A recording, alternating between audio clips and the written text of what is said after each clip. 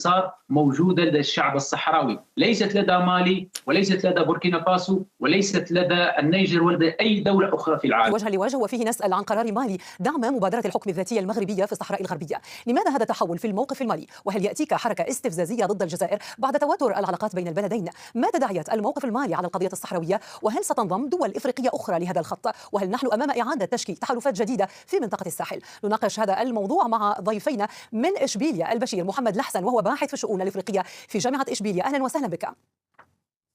اهلا وسهلا بك استاذه فايزه، احييك واحيي ضيفك والمشاهدين.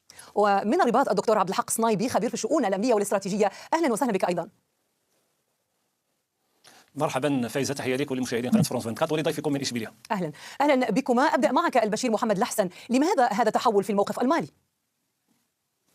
نعم، في البداية لابد من أن أشير إلى نقطة في غاية الأهمية، وهي البيان الذي صدر يوم أمس وأصدرته حكومة المرحلة الانتقالية المدنية في مالي، والذي سأقرأ نقطتين فقط لربح الوقت. والذي قالت فيه: تدين حكومة المرحلة الانتقالية المدنية في مالي إشادة المجلس العسكري المالي بمقترح المغرب بشأن الصحراء الغربية بتاريخ 10 أبريل 2026 في باماكو. النقطة الثانية تقول: كما يكشف هذا القرار زيف خطاب هذه الحكومة المناهضة للإمبريالية والاستعمار، إذ أنها تقوض حق الشعوب في تقرير مصيرها وفي اختيارها الذاتي، وكذلك استكمال مسار تصفية الاستعمار الذي استفادت منه مالي عام 1960. هذا نص البيان الذي اصدرته الحكومه الانتقاليه المدنيه في مالي، وهو يندد بهذه الخطوه التي اقدم عليها المجلس الانقلابي في مالي، وهو مجلس بطبيعه الحال لا يتمتع باي شرعيه ومحاصر، عطل الدستور الداخلي في مالي وعطل كل القوانين في مالي، ويعني استفز كل الجيران ولديه علاقات متوتره خاصه مع الجارين المهمين الجزائر وموريتانيا.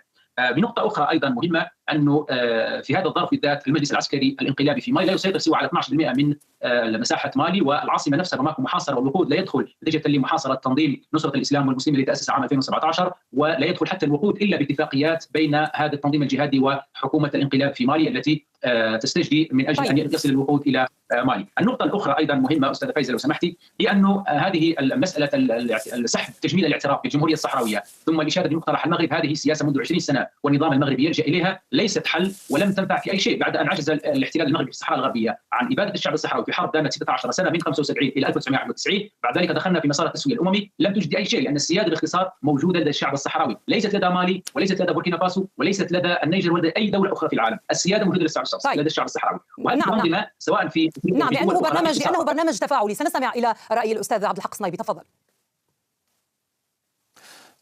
والله أستاذة فايزة، أنا كنت أعتقد أننا سنناقش موقف دولة يعني أن مسؤوليها يتجهون إلى الأمم المتحدة ويعبرون عن آرائهم، ونتحدث على دولة سيادية، وكنا نود أن نتحدث على دولة لها مع المغرب قرون وقرون من العلاقات الروحية والتاريخية، وكنا نود أن نتحدث على دولة تعاني من مشكلة التوحش والانفصال الذي يهدد شمال مالي، وكنا نود أن نتحدث على مبادرات المملكة المغربية التي تريد فك العزلة حول دول الساحل والصحراء خاصة التي لا تتوفر على وجهة محلية، وهنا نتحدث على مالي وتشاد والنيجر وبوركينا فاسو، وكنا نود أن نتحدث التنسيق في مجال مكافحة الظاهرة الإرهابية وكذلك توفير واجهة بحرية لهذه الدول من أجل يعني تسويق سلاحها. كنا نود الحديث على أن مالي هي من أكثر الدول التي عانت من شبح التوحش والإرهاب والانفصال، لكن للأسف صدقين أنني أفاجأ الآن وأصدم في حضرة قناتي المحترمة أن هناك تمجيدا للإرهاب، وهناك نعت لتنظيم الإرهابي اللي هو جماعة نصرة الإسلام والمسلمين التي يتزعم الإرهابي إياد غالي بأنها جماعة جهادية، ويفتخر ضيفكم الكريم من إشبيلية بأنها تحاصر يقول العاصمة باماكو يعني عاصمة مالي، وبالتالي نحن أمام إشادة بالظاهرة الإرهابية، نحن أمام تمجيد للإرهاب، نحن أمام ضرب في المؤسسات السيادية لدولة مالي شقيقة. أما الموقف السيادي الذي أعلته مالي، فأنا أتساءل لماذا لم تتخذ مالي هذا الموقف منذ زمان،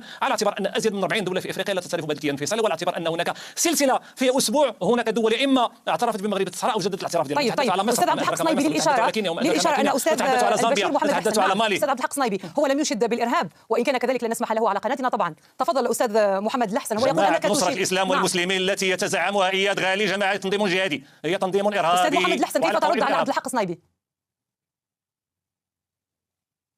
استاذ محمد الحسن، هل تسمعني؟ نعم أسمعك أستاذ فايزة. نعم، هو يقول إنك تشيد بتنظيم إرهابي، تفضل كيف ترد؟ نعم أنا سأرد عليك. مسألة توصيف هذه التنظيمات بأنها جهادية هذا مصطلح أكاديمي وإعلامي موجود في الغرب، وأنا باحث في جامعة إشبيلية الإسبانية ونعتمد هذا المصطلح. حتى قناة فرانس 24 في تقاريرها الإخبارية عندما تتحدث عن منطقة الساحل أو عن هذه الظاهرة تصف هذه التنظيمات بأنها جهادية، وهذا ليس إشادة بل هذا توصيف للواقع. هذا من جهة. أما أن يتحدث ضيفكم عن موضوع الإرهاب وأن يشيد بالإرهاب، فالأولى به أن يلتفت إلى ما يقوم به النظام المغربي في عز الإبادة على قطاع غزة، كيف يستقبل هذا النظام المجرمين الحقيقيين الذين يبيدون قطاع غزة. طيب دون الدخول في مواضيع أخرى لنبقى في دوافع مالي في دعم الموقف المغربي. أستاذ عبد الحق صنايبي، أعود إليك، في رأيك هل هي دوافع اقتصادية دفعت مالي إلى دعم الموقف المغربي في قضية الصحراء؟ وبين قوسين فرنسا التي تدار منها هذه القناه قامت بعمليتين مهمتين، هي عمليه سيربال وعمليه برخان، كان الهدف منها هو القضاء على رؤوس الارهاب وعلى راسهم قيادات في تنظيم جماعه نصره الاسلام والمسلمين. طيب. وكذلك هي من نجحت في اغتيال عبد الملك نوكتال، وهي من نجحت في اغتيال عدنان ابو الواحد وليد الصراوي، وهي من نجحت في اغتيال جمال عكاشه. نواصل مناقشه الموضوع استاذ عبد الحق، تفضل. النقطه الثانيه نعود الى النقطه الثانيه. نحن نقول بان هذه سياقات طبيعيه على اعتبار ان العلاقات بين المملكه المغربيه والشقيقه مالي ليست وليده اليوم، وانما هي وليده قرون وقرون. هل الدوافع هي دوافع اقتصاديه؟ استاذ عبد الحق صنايبي، سؤالي واضح، ما دوافع مالي في دعم الموقف المغربي؟